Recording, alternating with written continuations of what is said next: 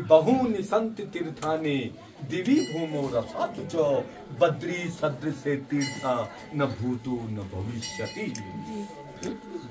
इस रसमय भू क्षेत्र पे अनेक प्रकार के पुण्य धाम हैं, परंतु जैसा पुण्य धाम यो बद्री का समय है ना, इस प्रकार का पुण्य धाम न हुआ न होगा। या जगन्नाथ रामेश्वर द्वारिका ये धाम नहीं है क्या? इतनी ऊंची बात लिख दी वेद व्यास जी ने। बद्रिकाश्रम को इसलिए महान माना गया है, हमारे सनातन धर्म के जितने भी ग्रंथ वेद पुराण हैं, सब की रचना यहीं पे हुई थी जहाँ पे आप लोग विराजे हुए हैं। वेद व्यास जी ने तो सबसे पहले वेदः त्रिविधः, वेद एक ही था, आपने उसके और 3 भाग किए, तो वेद को कुल 4 भागों में बांटने के कारण आपका नाम वेद पड़ा। और आप जन्म होते ही विशाल हो गए थे, बड़े हो गए थे, इसलिए आपका नाम व्यास पड़ा। आप जन्म होते ही विशाल क्यों हुए? छोटे बच्चे की भांति क्यों नहीं रहे? क्योंकि आपकी माँ का नाम था मत्स्यगंधा, इसके बाद नाम पड़ा योजनगंधा, और जब आपका जन्म हुआ तब नाम पड़ा सत्यवती। तो सत्यवती के गर्भ से आपका जन्म उस समय हुआ जिस समय सत्यवती कुंवारी थी, उस समय वेद व्यास जी का जन्म हो गया था। अब कौन लालन पालन करे, कौन भोजन की व्यवस्था करे, इसलिए वेद व्यास जी जन्म होते ही विशाल हो गए, इसलिए आपका नाम पड़ा व्यास। इसके बाद आपकी माँ की शादी किनसे हुई? राजा शांतनु से। शांतनु की पत्नी का नाम था गंगा, तो गंगा ने राजा शांतनु को छोड़ दिया था। क्यों छोड़ा? पुत्र उत्पन्न होते गए और गंगा जो है गंगा जी में डालती गई। एक डाला, 2, 3, 4, 5, 6, 7, 8वां पुत्र था भीष्म। अब राजा शांतनु ने कहा, अरे गंगा, तुझे पुत्र की पीड़ा का ज्ञात नहीं है क्या? अरे कम से कम इस 8वें पुत्र को रहने तो दे। मैं मातृशक्ति से यही विनती करता हूं, अगर गृहस्थी को चलाना हो तो अधिक क्रोध न करें, क्योंकि घर की चाबी जो है स्त्रियां होती है, मर्द नहीं होता है।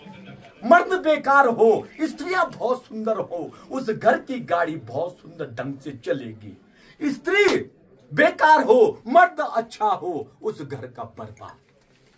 जी, इसलिए मैं कहता हूं कि मातृशक्ति को, क्रोध को पीना चाहिए कि जिससे परिवार बन जाए, घर बन जाए।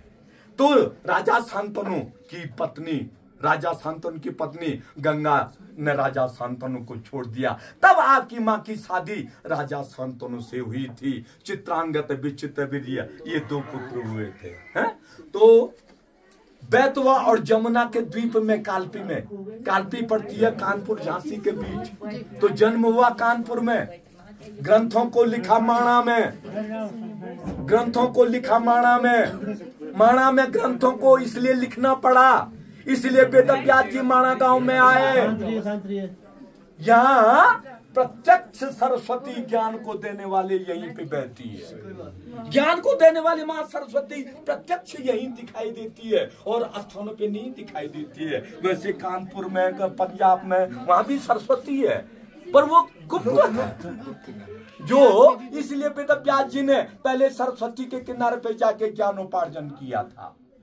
यहाँ पे आके वेद व्यास जी ने 18 पुराणों का लेखन किया। तो ये शांत का वातावरण था, इसलिए वेद व्यास जी ग्रंथों को लिखने के लिए माणा गांव में आए। धन्य हो इस माणा गांव, धन्य हो मेरे मंत्री विशाल महाराज जी जय। तो आपका पूरा नाम श्री कृष्ण द्वैपायन वेद व्यास। यहाँ से वेद व्यास जी महाभारत बोले, नीचे गणेश जी लिखे। इनके लिए दूर नहीं होता माता जी, ये विष्णु के अवतारी हैं, परंतु महाभारत के बाद आत्म संतुष्टि नहीं मिली। नारद जी आए, वेद व्यास जी ने कहा कि नारद, मैंने सारे ग्रंथों का लेखन किया, तब भी यो चित्त जो शांति नहीं हो रहा है। अब थोड़ा सा सुन लीजिए, आपने ब्रह्मसूत्र की रचना कर ली, इतिहास पुराण की रचना कर ली, वेदों का विभाजन कर लिया, धर्म का निरूपण कर लिया, 17 पुराणों की रचना कर ली, महाभारत की रचना कर ली, और तब भी आत्म संतुष्टि नहीं मिली। वहां मेरे विद्या धन्य हो। तो नारद जी ने कहा कि जब तक आपने पीवत भागवतम रसमालयम, जब तक आपने भक्तों को भागवत रूपी रस का पान नहीं दिया, तब तक आपका जो चित्त जो है शांति नहीं होगा। तो अंत में वेद व्यास जी ने इस धूलि के ऊपर बैठ करके महाभारत के बाद 18वां पुराण श्रीमद् भागवत की रचना की। बोलो श्रीमद् भागवत महापुराण की जय। हरिओम मेरे गुरुदेव, हरिओम। हम तो बचपन के साथी हैं, बचपन के। जी हाँ, माता जी आज के नहीं जी, बुढ़े हो गए, ये बुढ़े हो गए। हरिओम। ये खास चौक में रहते माता जी। हम कल मुलाकात हुई आपसे। अच्छा, मेरी मुलाकात हुई थी। अरे बिल्कुल भंडारा, चाहे कितना भी हजारों लोग आ जाएं और वो अक्षय पात्र न जाने इतने कहां से आ रहा है, जबकि महाराज जी के पास उतना नहीं है, परंतु श्रद्धा है, श्रद्धा है, श्रद्धा। शंकराचार्य जी के प्रभु